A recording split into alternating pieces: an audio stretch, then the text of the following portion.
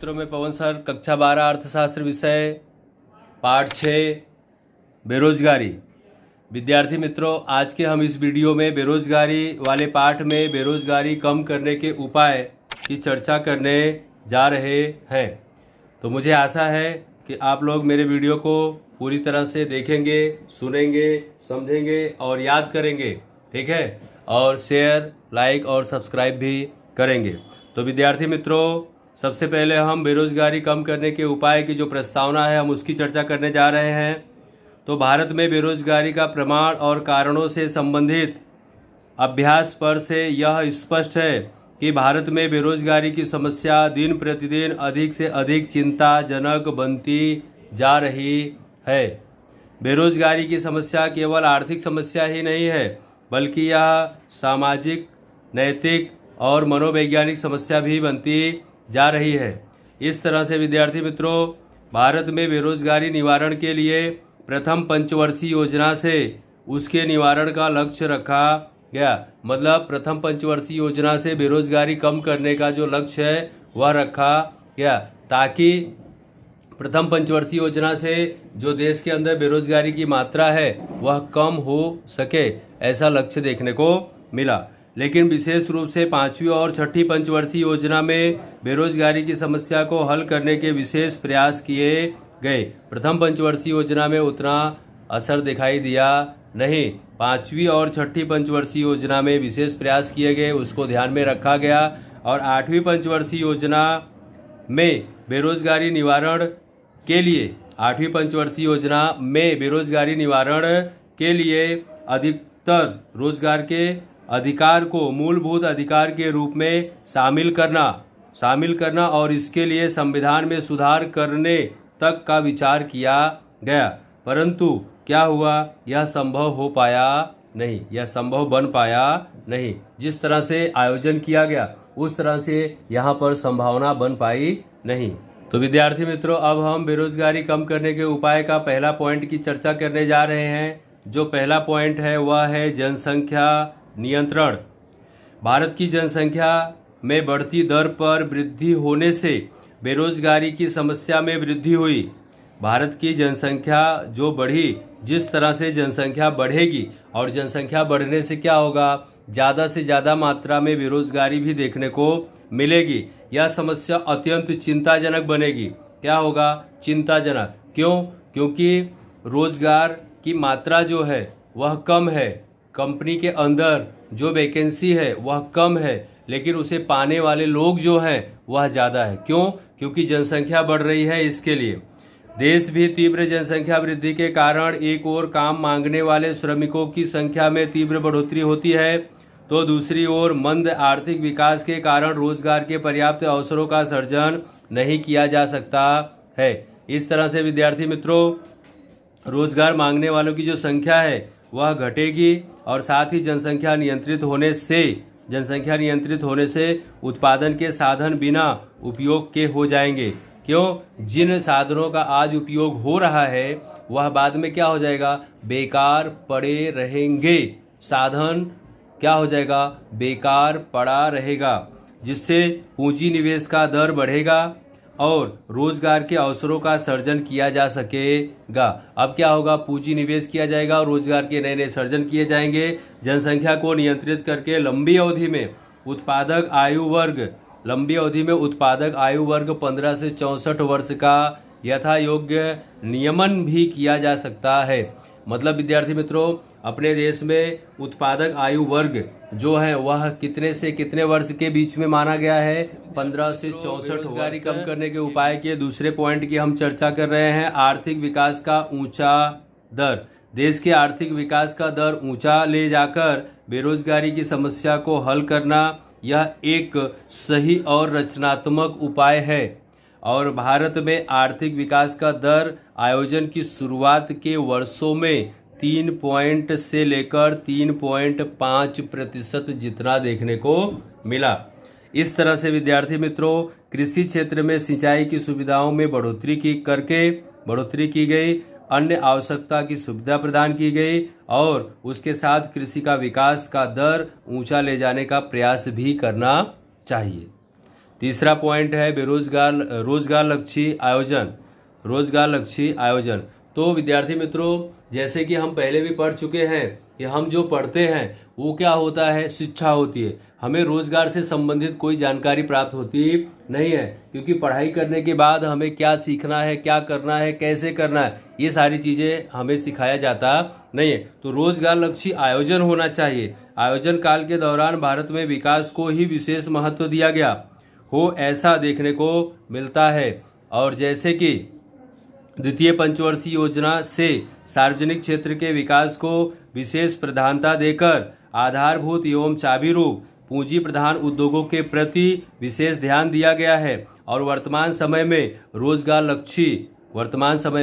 रोजगार लक्षी आयोजन अपनाने की तीव्र आवश्यकता भी देखने को मिलती है। इसके लिए राज्यों को उपभोग की चीज वस्तुओं और श्रम प्रधान उत्पादन पद्धति वाले छोटे एवं मध्यम कद के उद्योग तथा व्यापार वाणिज्य की प्रवृत्तियों एवं पशुपालन डेयरी उद्योग के विकास को प्रोत्साहित करने की आवश्यकता पड़ती है। अगर हम ये डेयरी उद्योग, पशुपालन इत्यादि गृह उद्योग, मध्यम पैमाने के उद्योग, छोटे पैमाने के उद्योग का अगर हम विकास करते हैं तो क्या होगा, लोग इसके साथ ज़्यादा से ज़्यादा मात्रा में जुड़ेंगे, लोगों को रोजगार भी प्राप्त होगा।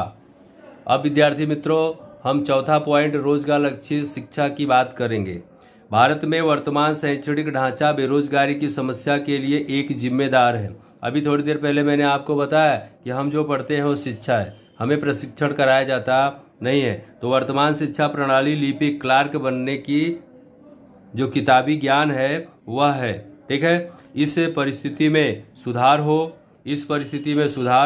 इस उद्देश्य से वर्तमान व्यापार, वाणिज्य उद्योग, कृषि, अन्य क्षेत्रों के अनुरूप व्यवसाय लक्षी शिक्षा देने की देश में तीव्र आवश्यकता दिखाई पड़ती है। व्यापार, वाणिज्य, कृषि एवं औद्योगिक क्षेत्र के अनुरूप व्यवसाय लक्षी शिक्षा तालीम देने वाले अभ्यासक्रम व्यापक प्रमाण में शुरू करना अत्यंत आवश्यक है। अगर ये सब सारी चीज़ें शुरू होती हैं तो क्या होगा, लोगों को रोजगार मिलेगा, अन्यथा लोग बेरोजगार ही घूमते रहेंगे। इस तरह से विद्यार्थी मित्रों, भारत में बेरोजगारी की समस्या को हल करने के लिए रोजगार के अवसरों का सृजन करने की क्षमता बढ़े और इस प्रकार से मानव शक्ति का योग्य प्रकार से आयोजन किया जा सके। और ऐसी शिक्षा व्यवस्था अपनाने के लिए शिक्षा के क्षेत्र में क्रांतिकारी का कदम उठाना बहुत जरूरी है, ताकि लोगों को रोजगार मिल सके। ईस्वी सन 2015 में नई शिक्षा नीति के द्वारा रोजगार के अवसरों का सर्जन तालमेल बैठाने के लिए, ठीक है, रोजगार अवसरों का सर्जन करने के लिए उद्योगों के साथ तालमेल बैठाने के लिए उत्पादक शिक्षा का उद्देश्य निर्धारित किया जाता है। अब विद्यार्थी मित्रों, हम पांचवें पॉइंट की चर्चा करने जा रहे हैं, गृह तथा छोटे पैमाने के उद्योगों का विकास।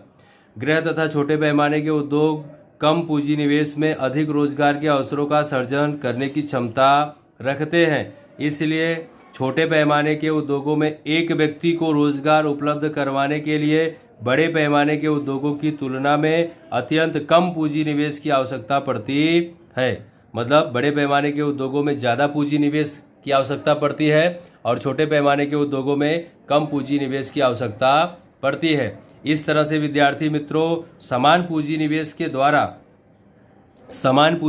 द्वारा छोटे पैमाने के उद्योगों में बड़े पैमाने के उद्योगों की अपेक्षा 7.5 गुना अधिक रोजगार के अवसर सर्जन किए जा सकते हैं। आंतरिक ढांचागत सुविधाओं का विस्तार देखेंगे। भारत के शहरी विस्तारों की तुलना में ग्रामीण विस्तारों में रोजगार के अवसरों का प्रमाण कम सर्जन होने का सबसे महत्वपूर्ण परिबल ग्रामीण विस्तारों में अपर्याप्त ढांचागत देखने को मिलता है। इसलिए राज्य द्वारा ग्रामीण विस्तारों में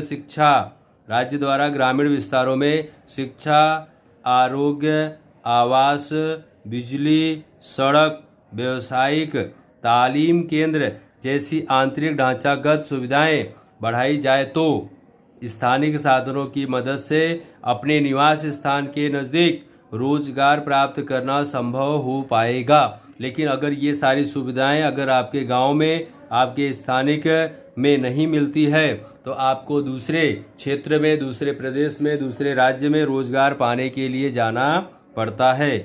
तो इस तरह से विद्यार्थी मित्रों 7वां पॉइंट, कृषि क्षेत्र में हरित क्रांति को वेग और विस्तार, यह मोस्ट IMP पॉइंट है। यह आपको बोर्ड की एग्जाम में विधान के रूप में पूछा जाता है। देश में ऊंची जनसंख्या वृद्धि दर के कारण रोजगार के लिए कृषि क्षेत्र में जनसंख्या का बोझ बढ़ने से प्रचंड बेकारी देखने को मिलती है। मतलब अगर जनसंख्या ज़्यादा है, रोजगार की मात्रा कम है, तो ज़्यादा से ज़्यादा लोग कहाँ पर निर्भर होंगे? खेतों में, और खेतों में प्रचंड और मौसमी बेकारी देखने को मिलती है। अब यहाँ पर क्या होगा? अनियमित तथा अपर्याप्त वर्षा सिंचाई की सुविधा ना होने के कारण जो है वह मौसम के आधार पर उनको काम मिलेगा और मौसम के आधार पर काम नहीं भी मिलेगा। इस तरह से यहाँ पर एक जटिल समस्या देखने को मिलती है। यदि सही तौर पर आयोजन किया जाए तो अन्य किसी भी क्षेत्र की अपेक्षा कृषि क्षेत्र में रोजगार के अवसरों का सृजन जो है वह अधिक मात्रा में देखने को मिले। लेकिन इस तथ्य को समझने के लिए PC महालनोबिस द्वारा रोजगार के अवसरों की गणना से यहाँ पर एक जानकारी प्राप्त होती है विद्यार्थी मित्रों कि मान लो कि 1 करोड़ रुपया अगर हम कृषि क्षेत्र में खर्च करते हैं तो यहाँ पर 40,000 लोगों को रोजगार प्राप्त होता है और जो उत्पादन की प्रक्रिया है वह 5.7% की दर से वृद्धि देखने को मिलेगा। और विद्यार्थी मित्रों यही 1 करोड़ रुपया अगर हम बड़े पैमाने के उद्योगों में खर्च करते हैं, निवेश करते हैं, तो यहाँ पर मात्र 500 लोगों को रोजगार मिलता है और उत्पादन की प्रक्रिया जो है वह 1.4% की दर से हमें देखने को मिलती है। तो आप समझ सकते हैं कि कृषि क्षेत्र में 1 करोड़ रुपया लगाने से लगभग 40,000 लोगों को रोजगार मिलता है और बड़े पैमाने के उद्योगों में 1 करोड़ रुपए निवेश करने से सिर्फ 500 लोगों को रोजगार प्राप्त होता है। इस तरह से विद्यार्थी मित्रों डॉक्टर MS स्वामीनाथन के मतानुसार कृषि क्षेत्र में विकास की दिशा में अधिक प्रयत्नशील किया जाए तो रोजगार के अवसरों में अनेक गुना वृद्धि की जा सकती है। विद्यार्थी मित्रों आज का यहाँ पे पॉइंट पूरा होता है। धन्यवाद।